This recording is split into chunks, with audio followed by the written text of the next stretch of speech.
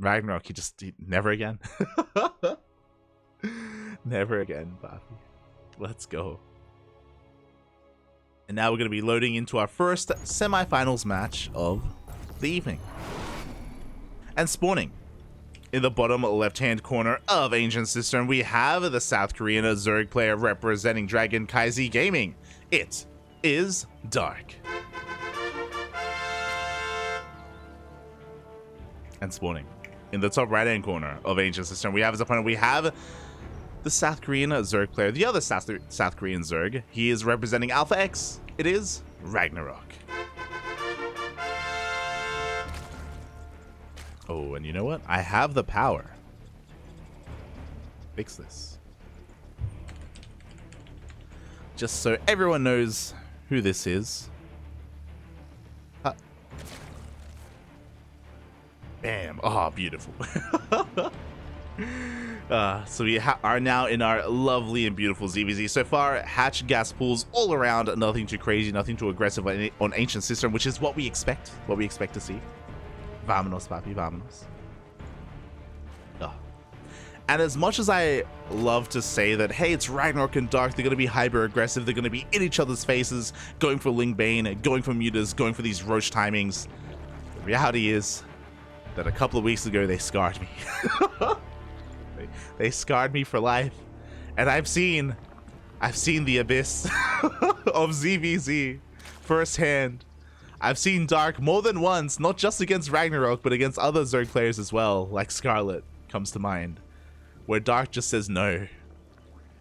And he just decides to make lurkers and turtle in ZvZ. It is disgusting. It's absolutely disgusting, and hopefully that doesn't happen this series, but he's done it before. He's shown us that he has the capacity for it. He's willing to do that if he needs to. Oh boy.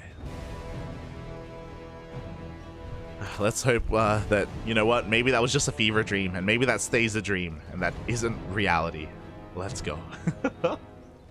As we just have hatch gas pools all around here between both RagnaroK and Dark. Everything's looking quite normal for the time being, and the first sign of divergence is going to be when or if they take their third bases and their Baneling Nest timings. And here we go. The drones are being sent out for Dark for that third base, and we should be seeing something similar from RagnaroK, but we're not. Oh, no, there we go. Just a little bit later. Just a little bit later, the hatchery is going to be taken at a pretty acceptable time. So no one is going for any two-base shenanigans. We do see RagnaroK playing it safe and going for that Baneling Nest as well. RagnaroK delaying, Dark delaying his own a little bit, but there we go. No one is skipping on their Baneling Nest either, so everything is looking very standard between our two players. With our third bases, with our Baneling Nests. The next kind of big moment here is going to be whether either one of these players decides to be aggressive and deny the other's third base by going for a bit of a Ling Flood, and we'll have that kind of dance of Ling Bane. And here we go, RagnaroK has decided to be the aggressor. We have 18 Lings on the way. Let's go. Meanwhile, Dark is droning. Now, of course, Dark can defend with less Lings, with a Baneling Nest, of course, if he's able to react in time. For the time being, though, Dark is being a little bit distracted, following a couple Lings over to the left-hand side. Baneling Nest is done, and we should be seeing some Banelings morphed in. There we go. Defensive Banelings are on the way. The Lings have been scattered and confirmed by Dark, as RagnaroK is looking to punish this third. Third hatchery already sustaining a little bit of damage here. We do see RagnaroK just going for the surround immediately, and the Banelings aren't ready. They're not here in time. The Banelings are waddling on in, but they're a little bit too late. Up. Ooh, they get some. Oh, can we hold? It's gonna be close. It's gonna be close, Papi. Oh, 3. Oh my god, with the final hit, with the last hit of the last Ling, RagnaroK barely gets a kill in that third. Ooh, and now it's his turn to defend, because Dark is not happy. Dark is not happy with that. He wants to reciprocate that damage. He's going across the map to punish the third base of RagnaroK. Can he do the same? The difference, of course, is RagnaroK has defensive Banelings in time, in position. He's got his queens as well. The pressure is on a Dark to at least trade well. But there are so many Banelings. There are just so many Banelings here. Dark loses all of his Banelings as well. And it looks like RagnaroK, he holds. Dark is forced back, and now he's in a bit of a rough spot here. He's going to have less production, less lava, less mining, less drones. This is going to be a big win for RagnaroK. He's going for a counterattack. Oh, God! Oh, he's going for his own counterattack as well. He wants to keep the pressure on. He wants to keep his advantage. Does get eyes on that third base. Knows that Dark isn't going for a 2-base all-in. Oh. And RagnaroK behind this is transitioning. We have that Roach Warren. No Evo Chamber, so RagnaroK, he's going to be rushing across the map immediately with his Roaches. He wants to end the game. He doesn't want the game to go on any longer. He's been scarred just like us against Dark. He knows, Bobby. He knows. He doesn't want a late game. Meanwhile, these Roaches are looking quite exposed here. Dark, he goes for a Ling counterattack, and oh no, there are just too many Roaches. They do force the Lings back. And here we go. The Roach push is upon us. Dark, what does he have to defend? He's got 5 Queens. He's got a full wall. He's got a couple of Lings and a couple of Banelings. But against all these Roaches, I think Dark is going to be losing at least his third once again. We'll see if Dark can hold on to it, but there just may be too much momentum in RagnaroK's favor. Nice target firing on those Banelings. Beautifully done. And now Dark is being zoned away from his own third hatchery. We have 1 Baneling left, but it also gets targeted down by those Roaches. Oh, we get a surround. We just give up on the third base. We get all of these Queens instead. The Banelings are rolling on in. They're going for the drones. Bold move by RagnaroK. Oh, they're not going to make it to that mineral line. But regardless, RagnaroK will kill this third base for the second time. Oh. GG gets called, and RagnaroK will take game number 1. Nah, mate, I don't want no mid game. I don't want no late game. I'm going to end you as soon as possible. And Dark was so close at holding. He was literally 1 second away from defending his third base. It was the final hit from the final Ling that killed his third the first time. Oh, it was so close. It's one of those things where if Dark had morphed in his Banelings like a little bit closer to his third base, that could have been the difference. If he hadn't been as greedy and just made a couple of extra defensive Lings as well, little minute details could have made the biggest difference there. And we would have had a very different game.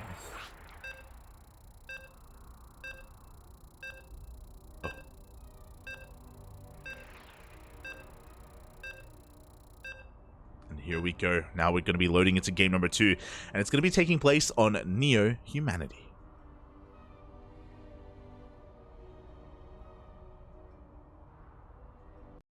Let's go, Bobby. Let's go.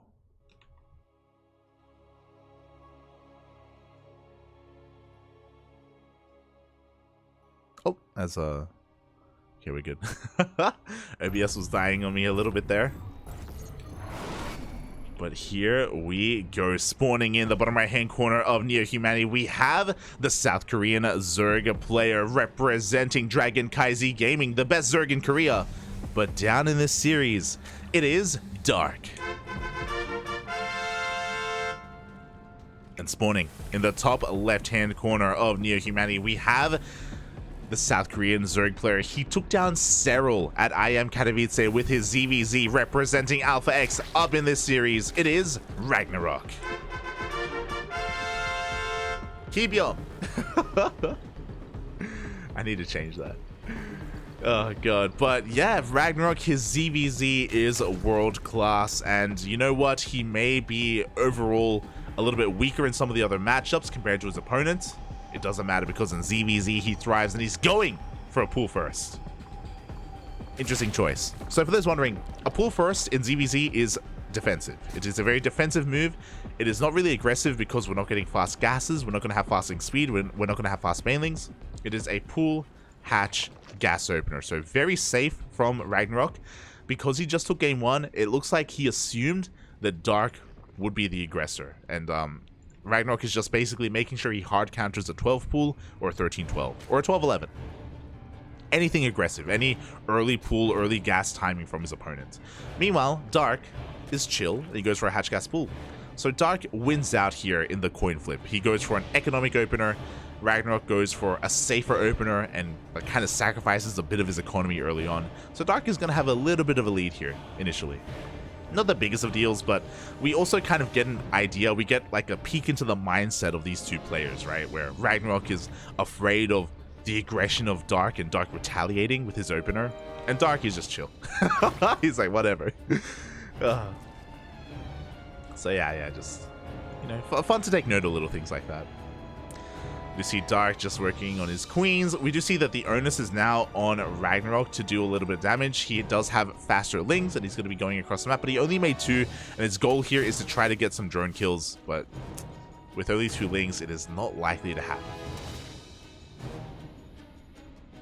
So we can see the advantage here is that Dark is ahead by a couple of workers. Oh, he's actually making a defensive spine crawler here. Dark is afraid. A couple of things are happening. RagnaroK went for a pull first, and Dark now knows that. His Overlord was just being shooed away by a Queen. This all leads towards like a Ling rush, like a Ling flood. And RagnaroK is selling the story here that he wants to be aggressive, and this is forcing Dark to be a little bit inefficient. We do see Dark slipping in with some slow lings, though. He wants to try to confirm, and he does see the droning. And there we go. Immediately we cancel the spine.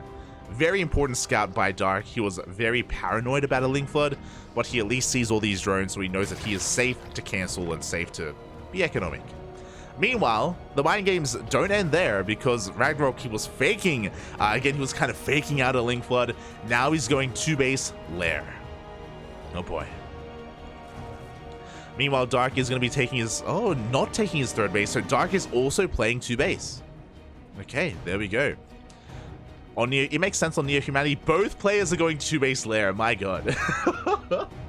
RagnaroK is a little bit faster. He's a little bit more efficient because RagnaroK did skip Ling speed, but so did Dark. Both players skipped out on Ling speed for faster lairs. Let's go, Papi. Let's go. Dark banking up quite a bit of that gas as well. I think his decision to go into lair was delayed because he was afraid of a Ling flood. So RagnaroK does have a bit of a faster timing. He's going to be taking 3 of his gases, but he's also investing into range as well. So it looks like it's going 2-base Roach. There we go. It's really risky to go 2-base Muta on Neo Humanity just because the rush distance is so short. Meanwhile, RagnaroK looks to try and take a 3rd base, but Dark is here to deny him with that Ling.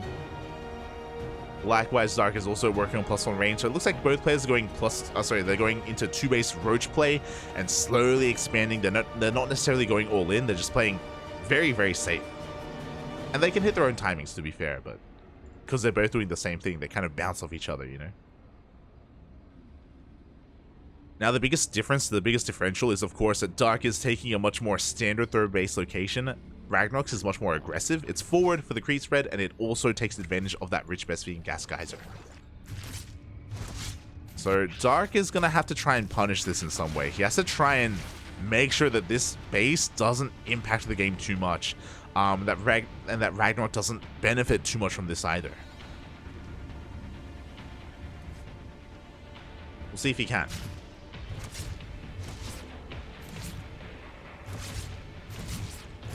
So we have a bit of an Overseer Scout dipping on in, just to try to get a feel for what's going on. Lair has been confirmed.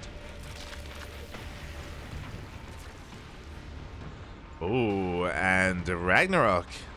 I'm curious. I mean, I'm curious for both players. Are we going to keep droning? We see a couple of drones on the way here for Dark. But RagnaroK is still working on nothing but roaches right now. He's mainlining some workers over. Uh-oh.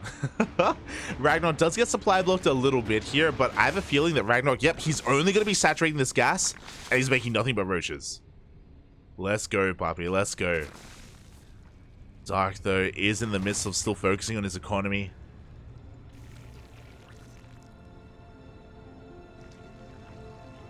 Okay. I was curious if that supply block was going to come into play, but RagnaroK is now going to be actually saturating this 3rd base, which is being pretty passive here. RagnaroK is going to be ahead in upgrades. He's going to be able to hit a 2-1 timing pretty quickly compared to Dark, who's going to be stuck on 2-0. RagnaroK can take advantage of that. Still droning. He's still saturating.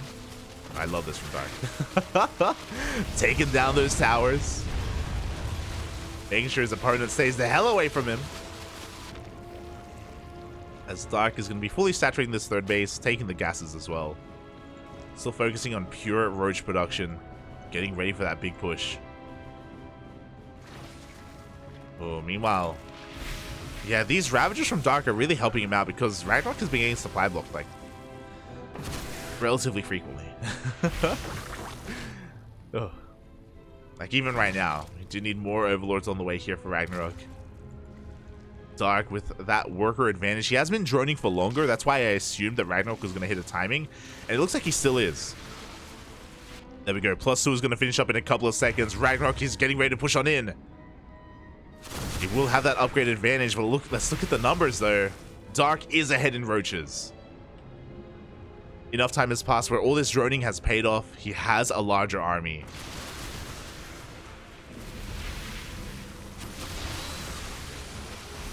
Again, Dark has been mining more for far longer, and because of that, that does reflect in the supply. As I say that, we do have a lot of Ravagers available for RagnaroK. But he has to push in, he has to break in. Roach counts are evening up.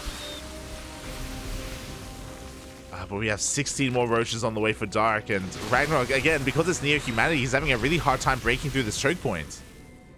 He's gonna try and rotate on over, but Dark sees it. Oh! His rotation over series in position. I love this overseer, by the way, from Dark. It's giving him so much information. He sees everything, and it looks like RagnaroK has realized he cannot break through. He throws down a Spire, but this is a late Spire. And Dark, oh my god, Dark as a response throws down the Hydra Den. He didn't even scout. He doesn't even know. But he knows he has the freedom to do so. Ugh. Hydra Den is on the way. He will have access to that anti-air. Burrow, tunneling claws on the way.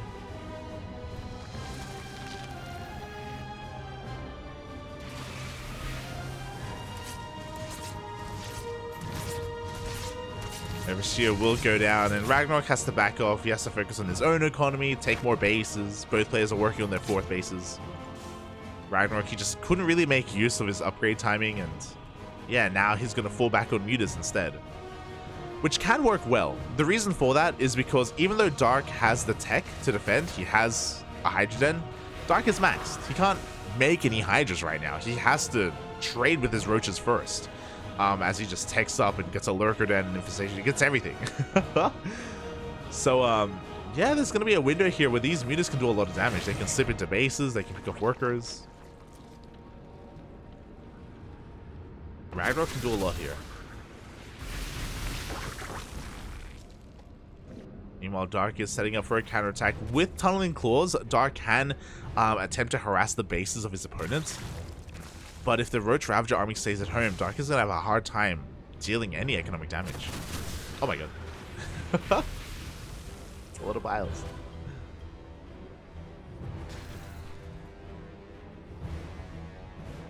Here we go. The Mutas are going for their counterattack. They have been unscouted until this moment. Spores are thrown down, but the Spores are not ready yet.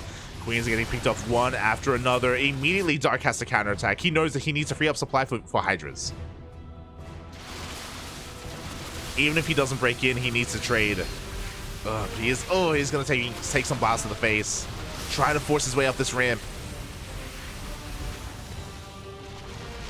Meanwhile, we do burrow. Not bad. There is no detection with these Mutas, so a lot of these drones are going to be saved. At the same time, we have Roaches counterattacking here in the main, in the natural. Dark is everywhere. And Hydras are being used to remax. Dark even breaking through the defensive line of RagnaroK. How is he doing this? Oh my god. Dark winning on every single front. Other than, of course, back at home with the Mutas. But that doesn't matter.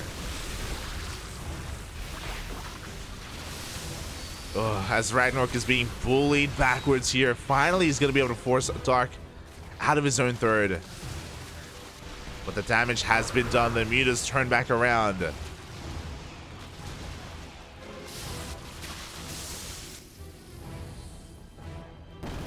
Still a Roach.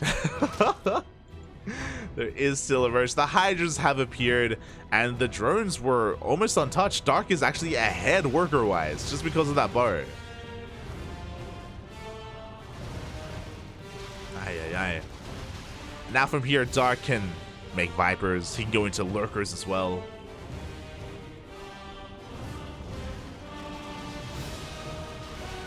There we go. Lurker upgrades are on the way.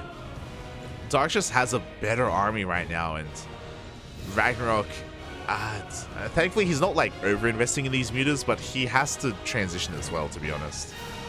I'm getting some Gressvan vibes, where RagnaroK refuses to go into Hydra Lurker Viper, and he's stuck with Roach Ravager, and he just won't be able to break in.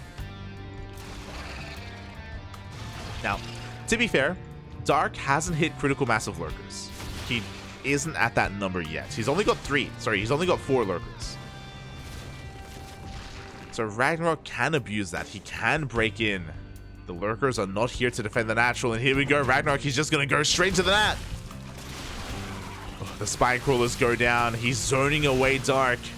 He gets the Roach War, and it doesn't deny +3 though. A couple of Roaches are peeled off into that natural base, and yeah, Dark, he just wasn't in position. He just didn't have eyes on the army. And Dark is losing too much. That Evo Chamber getting very low. Can he deny +3?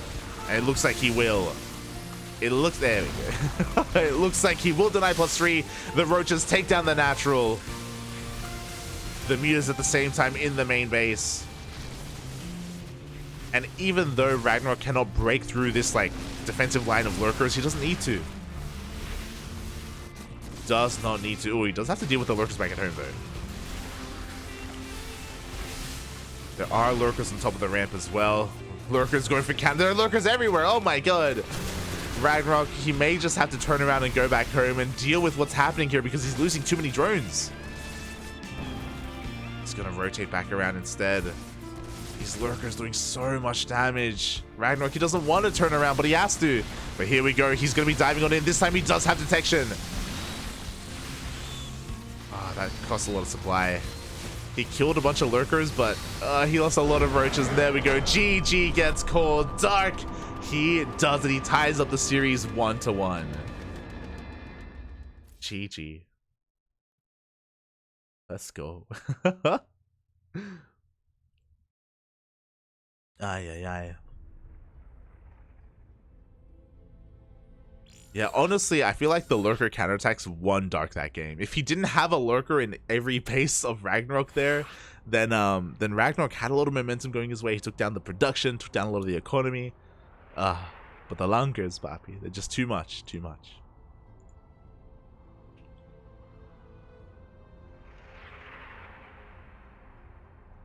Oh, and it looks like we're being joined by some other casters.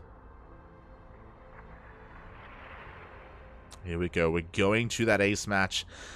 It looks like we have an update. Let's find out what happened. Exclamation mark B in the chat if you guys want to have a look at the bracket yourselves. And ooh, Hero took down Bjorn 2-0. And Hero is waiting in the grand finals for one of these lovely Zerg players. Let's go.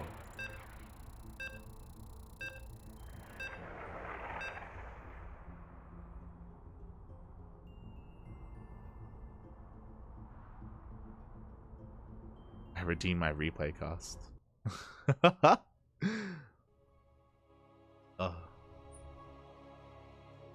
We do have, I believe we have 2 replay costs to cover, but I don't think we're gonna do it after this. I don't know if I want to solo cast a Frost replay. I'm gonna need a co-caster for that one, but I'm gonna need a co-caster. But here we go, spawning in the bottom left-hand corner of Royal Blood. We have the South Korean Zerg player representing KranKy Gaming, tying up the series 1-1. It is Dark. And spawning in the top right-hand corner of Royal Blood, we have his opponent. We have the South Korean Zerg representing Alpha X, RagnaroK.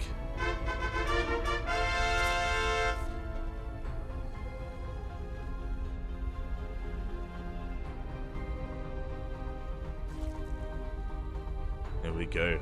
Dark using Burrow so beautifully against those mutas, by the way. Not just when it comes to the Roach counterattacks, but also when it comes to burrowing his drones back at home. I was so sure that RagnaroK was going to deal economic damage with those mutas after he killed the queens, and he should have, but he didn't, because he didn't have an overseer. He didn't have detection. Dark's drones were perfectly safe and sound. And that investment into mutas did kind of set RagnaroK behind. He was on a bit of a timer to try and make something happen, to try and end the game before the lurkers got out of control, and he almost did. I was really impressed with his positioning, with his ability to just find that weak point and slip into the natural where obviously the lurkers weren't, because at the time we only had 4 lurkers available for Dark. He was spread a little bit too thin with what little he had. But the lurker counterattacks, the lunkers, Papi, they were just a little bit too good. And now we're going to be getting into our next game, the ace match, game number 3 between these two players. Hero is my hero. Oh, he's the best for a reason. He's the best for a reason. My condolences to the Terran players out there, to the Terran fans, because the final Terran player has been eliminated from the tournament. Cure fell to Dark earlier, and now Byun did fall to Hero. My apologies, my apologies.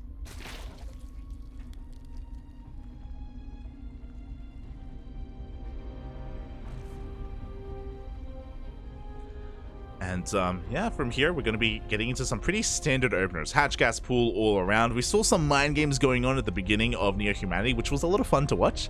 I always really appreciate like the differentiating like openers and like the mindset of the players. But here, just hatch gas pool all around. Nothing too crazy. Third base is being taken on time as well. And we saw RagnaroK have some success earlier with his aggression, with his Ling aggression. Is he going to try and do that again here to Dark? He's going to try and punish that third. We'll keep an eye out on that production tab. Both players confirming the third base timings. Baneling Nest on the way for both players as well. And I'm sure after game number 1, Dark is going to be a little bit more on notice. So far, no one really taking the bait. Oh, there we go. Until now, 18 Lings are on the way. This is a repeat of game number 1. RagnaroK is going to be flooding Lings across the map. His goal, to kill this third base. He did it once before. Can he do it again? We'll see, because Dark... Where are he gonna... There we go. This time he morphs his Banelings a little bit closer to his third base. There we go. 2 Banelings are on the way. He's gonna have a 4 Banelings. Oh, yo, he is so prepared for this. He's not gonna take any risks here. Is it gonna be up in time though? Here we go. The Banelings do come out, and they are gonna force RagnaroK back. This time, Dark will not lose his base, but oh my god.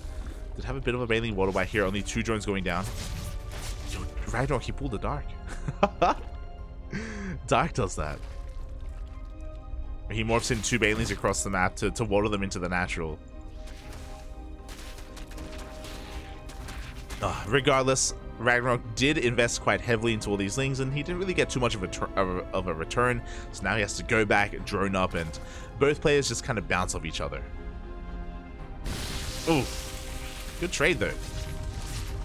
He's done baiting out one of those Banelings with 1 Ling. Nicely done by RagnaroK. Up! No! Oh my god, but as I praise him for baiting out 1 Baneling, he takes another to the face. Oh, he loses all of his Lings, and this is going to trigger a massive counterattack from Dark. We do have a lot of defensive Banelings though, so Dark is still droning behind this. He's just got the map control for the time being. There we go, so quick to pull away a couple of those Lings. Gonna try and bust his way through that natural. Another Baneling goes down. And he's forcing a pretty big reaction out of RagnaroK as well. Oh my god.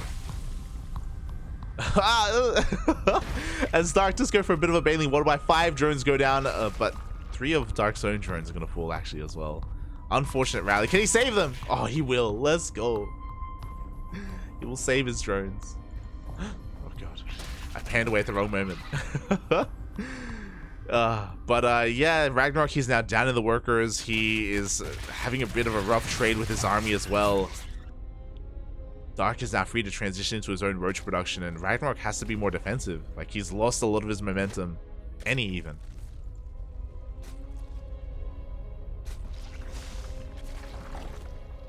Working his own upgrades here, working to resaturate his bases, and I don't blame RagnaroK for this. I think especially because he lost all those workers, and he has been trading poorly with his Lings. The pressure is on RagnaroK. He's going for a Nidus. He's going for an all-in.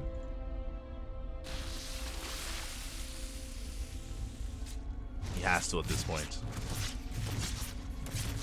Ooh, and Dark is droning quite heavily. That's a lot of drones on the way. This is going to be confirmed by RagnaroK. He does see everything in the main. And RagnaroK is going to be cutting workers at 53. He's got 5 gases here for the Mass Roach. He's going to be hitting with a +1 roach speed timing. Nidus into the main.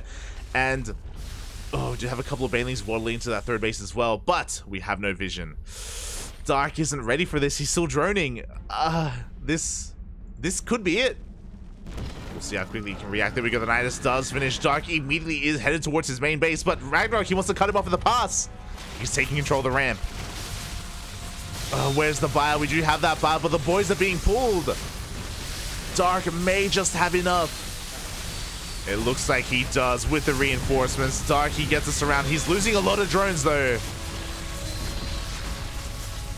He will take the fight here with these roaches. GG gets called. Dark does take game number 3 and the series. GG. Dark lost 13 drones, but he was still even in workers with RagnaroK. I'm sure RagnaroK was hoping that Dark was more out of position, that he was maybe in the middle of moving out across the map, but he responded very quickly, and Dark wasn't being overly greedy either. GG, well played. Dark takes it, and he moves on to the grand finals. Oh. GG. Here we go. And those finals are going to be a ZvP against Hero. Let's go. Dark versus Hero. A matchup that we see quite often. We actually saw it yesterday in KSL. Yesterday, Dark was up 2-0, and then Hero pulled it all back with a reverse sweep with the 3-2 in the end. Hero was yesterday's KSL champion. Is he going to go for the back-to-back wins? Can he become this week's ESL Open Cup Asia champion as well? Oh boy. Regardless, these two players went all the way to the ace match yesterday in KSL, and I wouldn't be surprised if the same thing happens again.